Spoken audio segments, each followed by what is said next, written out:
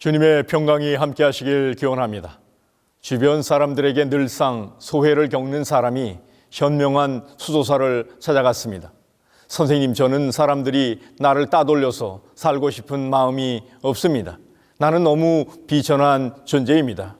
조용히 듣고 있던 수도사는 벽장 속에서 돌 하나를 꺼내주면서 이 돌의 가치가 얼마나 될 것 같은지 시장에 나가 사람들에게 물어보라고 했습니다.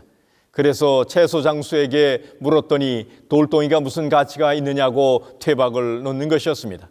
정육점에 갔더니 닭고기 2파운드 값을 쳐주겠다고 합니다. 이번에는 방앗간에 갔더니 이 돌은 보통 돌과 조금 다르군요 하면서 쌀 한 푸대 값은 나가겠는데 하는 것이었습니다.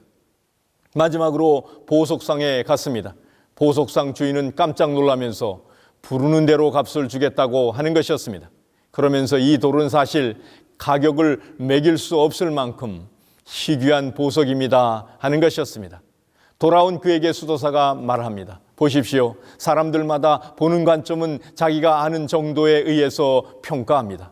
그렇듯이 나 자신의 존재 가치는 다른 사람에 의해서 평가되는 것이 아닙니다. 나 자신을 내가 어떻게 보느냐에 따라 다른 것이고, 더 나아가 우리 존재 가치는 우리를 만드신 하나님의 관점으로 볼 수 있을 때 바르게 평가되는 것입니다.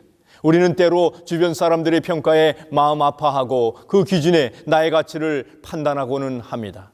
또한 사랑하는 사람에게 인정받지 못해 좌절하고 스스로 실망하기도 합니다. 하지만 세상 그 누구도 우리 자신의 가치를 평가할 수 없습니다.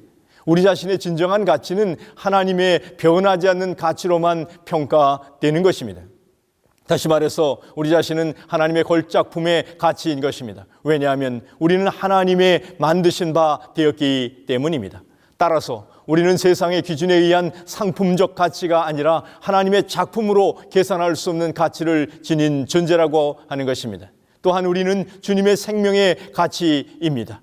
너희 몸은 너희가 하나님께로부터 받은 바 너희 가운데 계신 성령의 전인 줄을 알지 못하느냐. 너희는 너희 자신의 것이 아니라 값으로 산 것이 되었으니 라고 말씀하셨습니다.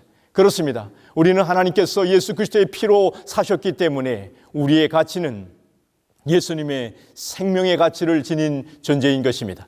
우리가 영적인 여정을 걷는 것은 이 존재 가치를 발견하기 위함입니다. 그런데 그 가치를 잘 발견하려면 주님의 마음을 품고 그 사랑을 깊이 경험할 때 나의 존귀한 가치를 발견하게 되는 것입니다. 이런 복된 가치를 발견하는 새해가 되시기를 주님의 이름으로 축원합니다.